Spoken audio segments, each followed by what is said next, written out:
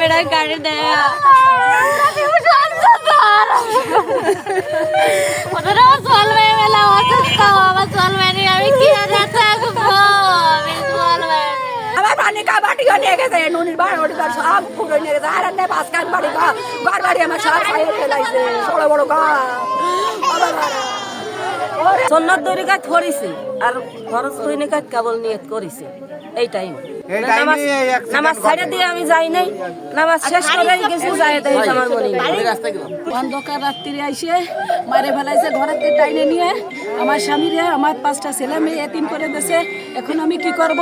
এর বিশ্বাস চাই এর সুস্থ শরীরে বিশ্বাস চাই আমি লোনে জায়গা কিনছে আর কিছু টাকা বাকি ছিল গরু বসিস ছিল এখান থেকে সুদে দেনে করে এই জায়গাটা নিয়েছিলাম জায়গাটা নেওয়ার পর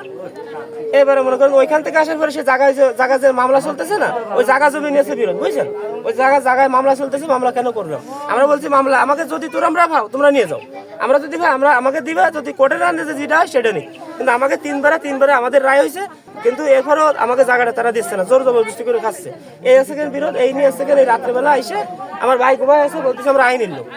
আইনের লোক বলে যেই বার হয়েছে আমার বাইরে মনে করেন যে কোপ শুরু করছে আত্মীয়রা নিয়ে হাসপাতালে মরে গেছে ওগা তারা উড়া মারে আমাকে দশ আমাকে গন্ধ অত্যাচার করতে সবকিছু কিছু নেই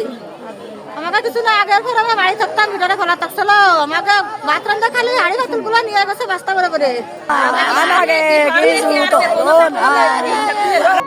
এইটুকু বাচ্চারা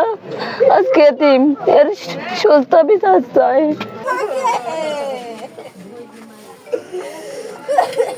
একসাথে করে 3টা সেটে মানুষকে হত্যা করে রাতের অন্ধকারে আমরা তো ঘুমিয়েছিলাম সেহেরি খেয়ে কেউ নামাজ পড়ে আমার আম্মু নামাজ পড়তেছিল আমার দাদা নামাজ পড়তেছিল সবাই নামাজ পড়ার আমরা ঘুমিয়েছিলাম বুঝেছেন আমরা নামাজ পড়তেছিলাম নামাজ পড়া অবস্থায় আমার ভাইকে বলছে আমার ভাই ওইখানে ঘরে তো বলছে এই বাইরে আমরা আইনির লোক আমার আম্মু নামাজ পড়তেছে এই ফেলি দৌড় শুরু এই ফেলি মারামারিটা শুরু হয়েছে এরপরে মনে করেন যে আমরা কি করবো না কি করবো এইভাবে কাজটা হয়েছে এবার নগদে পাচ্ছেন হেলিকপ্টার অফার তাই কেনাকাটার পেমেন্ট নগদে করুন আর বুঝে নিন 2000 টাকারও বেশি ক্যাশব্যাক সহ হেলিকপ্টার রাইড পেমেন্ট শুরু করুন আজই শহরের সময় যে দুর্ঘটনা ঘটে গেল এই দুর্ঘটনা মর্মান্তিক দুর্ঘটনা এবং